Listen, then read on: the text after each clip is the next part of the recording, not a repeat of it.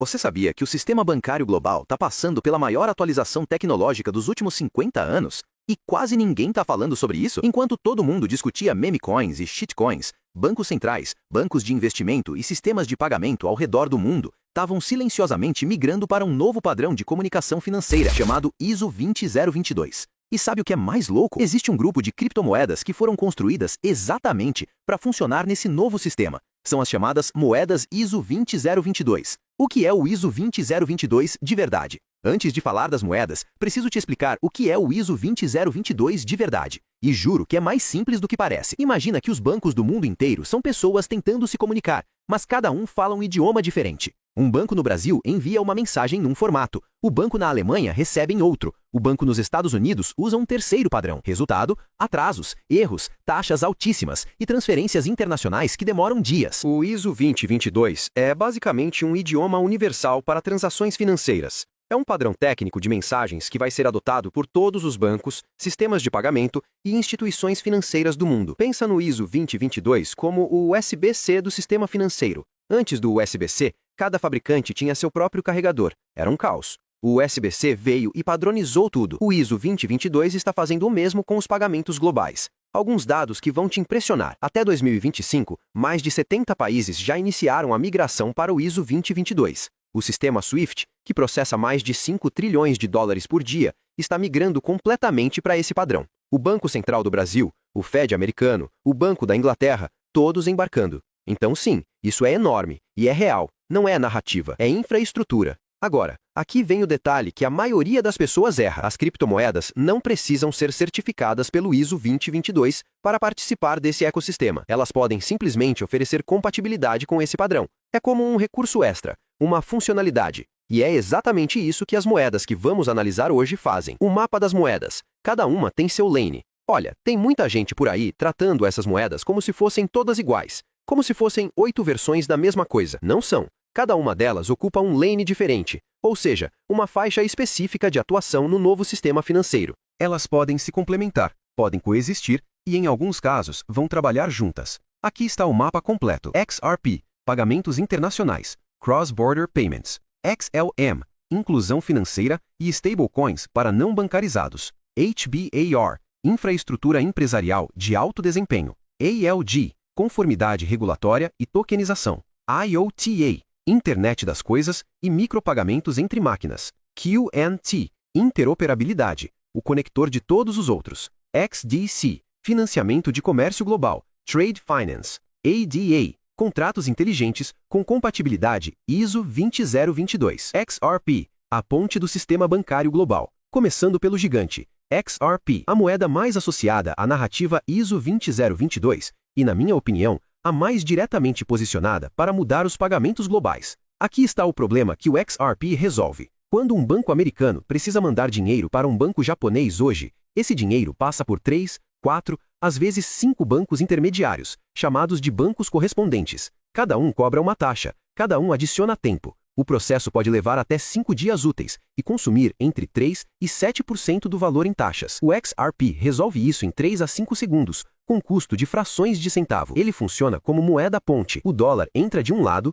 o XRP absorve a conversão no meio e a moeda de destino sai do outro. É instantâneo. A Ripple, empresa por trás do XRP, já tem parcerias com mais de 300 instituições financeiras ao redor do mundo. Banco do Brasil, Santander, American Express, SBI Holdings do Japão. A lista é longa. A Ripple também lançou a Ripple USD, sua própria stablecoin, ampliando ainda mais o ecossistema. O XRP tem o story mais limpo, mais direto e mais compreensível para instituições. É o tipo de ativo que um executivo de banco consegue explicar para o conselho sem perder credibilidade. Por que subiria? Quando os bancos começarem a escalar o uso real dos corredores de liquidez, o mercado vai precificar o XRP como infraestrutura financeira, não como altcoin especulativa. Esse repricing pode ser brutal para o upside. XLM, o banco dos que não têm banco. Enquanto o XRP foca em bancos falando entre si, o XLM mira num problema diferente. 1,4 bilhão de pessoas no mundo não têm conta bancária, sem acesso a crédito, sem acesso à poupança, sem possibilidade de receber remessas de forma digna. O Stellar, rede do XLM, foi criado para a inclusão financeira. É mais leve, mais acessível e mais focado em mercados emergentes. África, Sudeste Asiático, América Latina. regiões onde o XLM pode literalmente mudar a vida das pessoas. Mas o que tem me animado mais no XLM ultimamente é a adoção de stablecoins na rede Stellar. Stablecoins são moedas digitais lastreadas em ativos reais. O USDC, por exemplo, roda no Stellar. Isso significa que o XLM pode ser o trilho por onde fundos tokenizados e dinheiro digital vão trafegar. XLM, às vezes, é chamado de XRP barato, e isso é um erro de avaliação do mercado. Eles têm propósitos complementares. Se a narrativa de tokenização de dinheiro real ganhar força, o XLM vai ser reprecificado. HBAR, a tecnologia que está além do blockchain. Agora vamos para o HBAR, e aqui eu preciso primeiro destruir um mito. O HBAR não é blockchain. E isso não é fraqueza, é uma vantagem competitiva. O Hedera usa uma tecnologia chamada Hashgraph. Sem entrar em detalhes técnicos demais, o Hashgraph é matematicamente mais eficiente que o blockchain. Ele processa mais transações por segundo, consome menos energia e tem latência menor. Mas quem está usando o HBAR? Empresas como Google, IBM, Boeing, LG, Deutsche Telekom. O conselho de governança do Hedera é composto por algumas das maiores corporações do mundo. Isso não é projeto de garagem, é infraestrutura corporativa. O HBAR também tem relevância direta no contexto ISO 20022, porque grandes organizações precisam de uma rede com garantias de uptime, compliance e desempenho que redes menores simplesmente não entregam. O HBAR entrega isso. Algorand, o queridinho dos reguladores. Algorand é o ativo que os reguladores amam. Criado pelo matemático Silvio Micali, professor do MIT e vencedor do prêmio Turing, o Nobel da computação, o Algorand foi construído com compliance no DNA. A rede da Algorand é extremamente eficiente, sustentável e foi escolhida por vários governos para projetos de CBDC, moedas digitais de Banco Central. A República de Marshall Islands usou o Algorand. A Itália explorou o Algorand para a tokenização de títulos públicos. No contexto ISO 20022, o Algo é o mais regulatoriamente confortável. Para qualquer governo ou banco central que precise de uma infraestrutura blockchain com certeza jurídica e técnica, o Algorand está posicionado de forma única. IOTA, o futuro dos pagamentos entre máquinas. Agora vem a moeda mais futurista desse grupo, IOTA. E quando eu falo futurista, eu quero dizer, os casos de uso do IOTA são tão avançados que a maioria das pessoas ainda não consegue imaginar na prática. O IOTA foi criado para o mundo da internet das coisas. IoT pensa em bilhões de dispositivos conectados, carros autônomos, geladeiras inteligentes, sensores industriais, drones de entrega. Todos esses dispositivos vão precisar se comunicar e eventualmente fazer micropagamentos entre si de forma autônoma. Exemplo real, um carro autônomo pagando automaticamente pelo pedágio, pela recarga de energia e pelo estacionamento. Tudo em frações de centavo, sem intervenção humana. Isso é o IOTA. Com a explosão da robótica e da automação nos próximos anos, uma rede capaz de processar pagamentos entre máquinas de forma gratuita e escalável vai se tornar infraestrutura crítica. O IOTA está construindo exatamente isso. Quant, o conector que ganha independente do vencedor. O Quant é meu favorito pessoal para explicar para pessoas que entendem de tecnologia corporativa. Sabe por quê? Porque o QNT ganha. Não importa qual blockchain vença essa corrida. O Quant opera como middleware. Pensa nele como um tradutor universal entre diferentes blockchains, sistemas legados de bancos e redes corporativas. Ele usa uma tecnologia chamada Overledger, que permite que diferentes redes conversem entre si sem perder segurança. Hoje, um banco que usa Ethereum não consegue se comunicar diretamente com um banco que usa XRP Ledger. O Quant resolve isso. E o mais importante, bancos e governos não precisam migrar seus sistemas existentes, eles simplesmente conectam via Quant. Um dado que poucos falam, existem apenas cerca de 14 milhões de tokens QNT em circulação, menos do que Bitcoin. Com escassez real e utilidade real, o upside é enorme se a narrativa de interoperabilidade ganhar tração. XDC,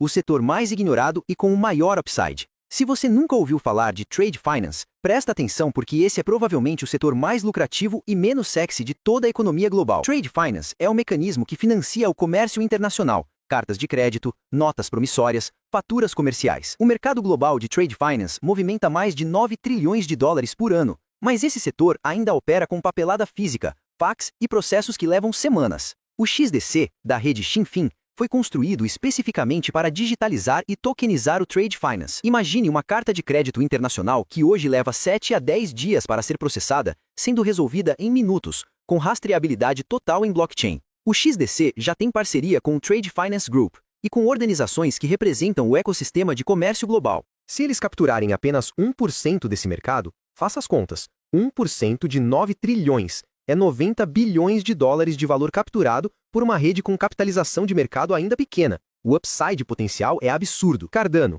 o coringa do grupo. O Cardano é o mais polêmico desta lista porque, tecnicamente, ele não estava no gráfico ISO 20022 original, mas tem um motivo forte para eu incluí-lo. O Cardano é uma plataforma de contratos inteligentes Layer 1 com um histórico ISO 20022 relevante. Em determinado momento, o Cardano chegou a ser citado na Wikipedia em conexão com o padrão ISO 20022. A comunidade e o time de desenvolvimento têm histórico de atenção a compliance regulatório. Mais do que isso, qualquer blockchain Layer 1 com desenvolvedores competentes pode implementar mensageria compatível com ISO 20022 em tempo relativamente curto, especialmente com as ferramentas de IA disponíveis hoje. O Cardano tem um dos ecossistemas de desenvolvedores mais ativos do mercado. O Cardano não é o mais óbvio desse grupo, mas é o coringa. Se a narrativa de smart contracts regulatoriamente compliant ganhar força, o SDA pode surpreender muita pesquisa. Resumo rápido. ISO 20022 é o novo padrão global de mensagens financeiras, real, implementado e reversível. As moedas do grupo não precisam ser certificadas, elas oferecem compatibilidade com esse padrão. Cada uma tem um lane específico, XRP, pagamentos globais, XLM, inclusão, HBR, Enterprise, algo, regulatório, IOTA, IoT, QNT, interoperabilidade, XDC, Trade Finance, ADA, Smart Contracts.